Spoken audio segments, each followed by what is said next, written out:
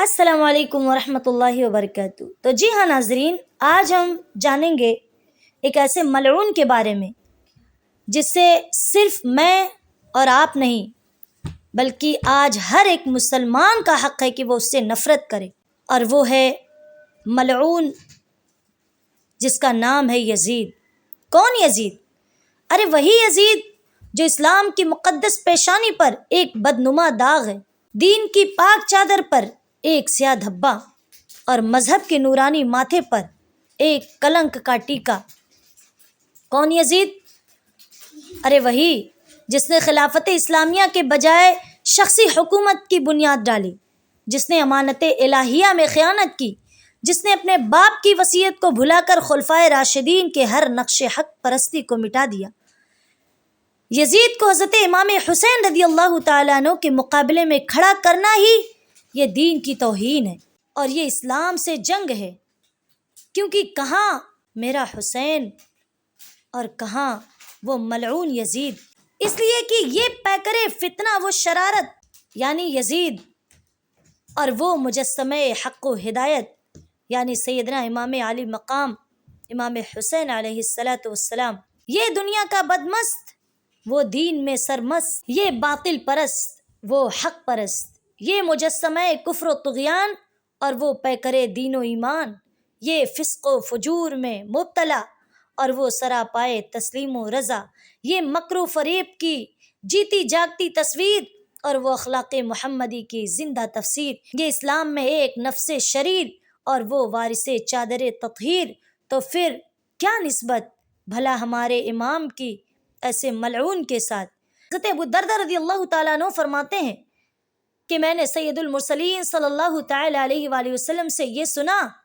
کہ بنی امیہ میں سے پہلا شخص جو میری سنت میں تبدیلی کرے گا وہ شخص یزید ہوگا۔ قربان جاؤں فرمان مصطفیٰ صلی اللہ تعالیٰ علیہ وآلہ وسلم کے کہ 100 سال پہلے ہی فرما دیا کہ جو شخص سب سے پہلے میرے سنت کو تبدیل کرے گا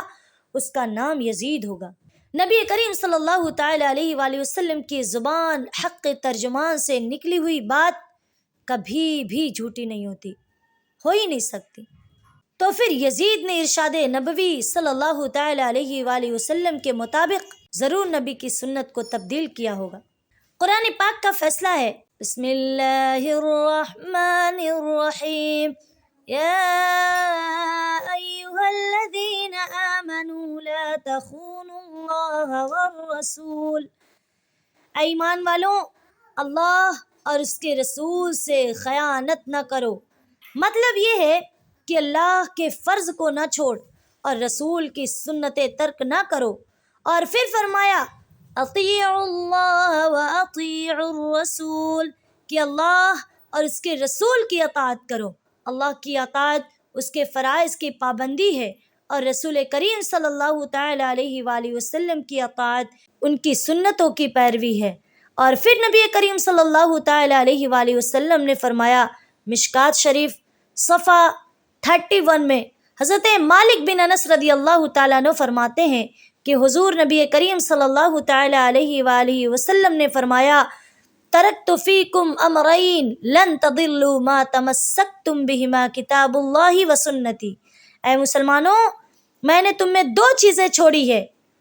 ان دونوں کو مضبوطی سے پکڑنے سے تم کبھی بھی گمراہ نہ ہوگے۔ ایک اللہ کی کتاب ہے اور دوسری میری سنت ہے۔ اس حقیقت سے یہ ثابت ہوا کہ سنت رسول صلی اللہ تعالیٰ علیہ وآلہ وسلم کو ترک کرنے والا، ان میں کسی قسم کا رد و بدل کرنے والا بے شک گمراہ اور بے دین ہے۔ تو یزید نے بھی تو سنت رسول صلی اللہ تعالیٰ علیہ وآلہ وسلم کو صرف تبدیل ہی نہیں کیا بلکہ ترک بھی کر دیا تھا، تو یزید کو گمراہ اور خارج کیوں نہ سمجھا جائے، جبکہ نبی کریم صلی اللہ تعالیٰ علیہ وآلہ وسلم نے یہ فرما دیا ہے وَمَنْ رَغِبَ عَنْ سُنَّتِي فَلَيْسَ مِنِّي، کہ جس نے میری سنت سے اعراض کیا وہ میرا امتی نہیں۔ ہاں اگر سید المرسلین صلی اللہ تعالیٰ علیہ وآلہ وسلم بنی امیہ کے کسی فرد کا نام نہ لیتے تو یزید کے اور خارجی مولوی کے لیے اس کو بچانے کی گنجائش ہو سکتی تھی۔ کملی والے رسول صلی اللہ تعالیٰ علیہ وآلہ وسلم نے تو یزید کا نام بتا کر اس کی گمراہی، بے دینی، فسق و فجور اس کے خارجی ہونے کے ثبوت پر مہر لگا دی۔ اور اس میں کوئی شک نہیں کہ یزید حضرت سیدنا امام علی مقام امام حسین علیہ السلام کے قتل پر راضی ہوا، اہل بیت مصطفیٰ صلی اللہ تعالی علیہ وآلہ وسلم کی توہین بھی کی۔ اور یہ مشہور ہے کہ یزید راگ و رنگ کا متوالا تھا اور شراب بھی پیتا تھا، اور ہر وقت اپنے پاس حسین دوشیزاؤں اور گانا گانے والی لڑکیوں اور خوبصورت لڑکوں کو رکھتا تھا۔ ہر صبح اٹھتا تو شراب کے نشے میں مست ہوتا تھا اور کتوں کا شکار کرتا تھا، بندروں کے سروں پر سونے کی ٹوپیاں پہناتا تھا، اور جب کوئی بندر مر جاتا تو وہ اس کا افسوس بھی کرتا تھا۔ علامہ ابن حجر مکی رحمۃ اللہ تعالی علیہ نے اپنی کتاب صواعق محرقہ 134 میں یزید کے بیٹے نے جو اپنے باپ کے متعلق بیان دیا، وہ اس کی تفصیل میں اس طرح لکھتے ہیں کہ پھر باپ کو حاکم بنایا گیا، حالانکہ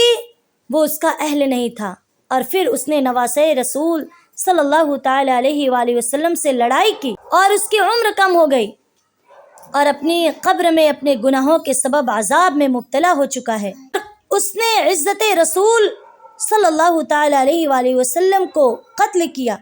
اور اس نے شراب کو حلال کیا، اور کعبہ شریف کی بھی بے حرمتی کی۔ علامہ ابن کثیر اور علامہ ابن حجر مکی نے یزید کی جن بدعمالیوں اور بد کرداریوں کی جو تفصیل لکھی ہے، اس میں فسق و فجور، اس کی ضلالت، اس کی گمراہی، اس کی عیاشی اور بدقماشی کا جو نقشہ پیش کیا ہے، اس کے بعد بھی کسی مسلمان کو یہ جرت ہو سکتی ہے کہ وہ یزید کو متقی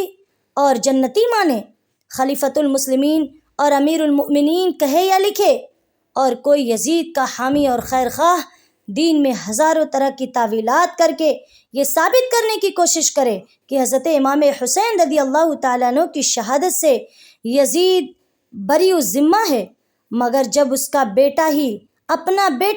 اپنے باپ یزید کے خلاف بیان دے کر اپنے باپ یزید کو ہر جرم کا مرتکب قرار دے رہا ہے، تو پھر باقی خارجی لوگ یا باقی اور لوگ کیسے اس کی تعویلات میں اس کو بچانے کی کوشش کر رہے ہیں، اس کے حق پر ہونے کی گواہی دے رہے ہیں۔ تاریخ الخلفاء صفحہ 146 میں حضرت عبداللہ بن حنظلہ فرماتے ہیں کہ ہم نے اس وقت یزید کی بیعت توڑ دی جس وقت کی ہمیں یہ خوف پیدا ہو گیا کہ کہیں ہم پر آسمان سے پتھر نہ برسنے لگے، اس لیے کہ یزید شراب پیتا تھا، سوتیلی ماؤں سے، سوتیلی بہنوں اور سوتیلی بیٹیوں سے ہم بستری کرواتا تھا، اور تارک نماز بھی تھا۔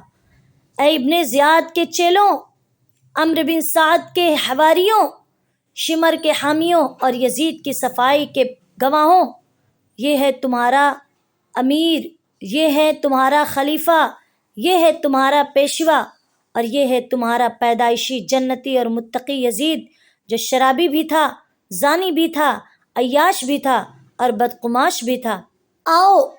اب مدینہ منورہ کی حرمت اور اہل مدینہ کے عزت و وقار، تاجدار مدینہ ہی کی زبان پاک سے سنیں، اور پھر فیصلہ کریں۔ یزید کی لشکر کشی سے جو قتل و غارت ہوا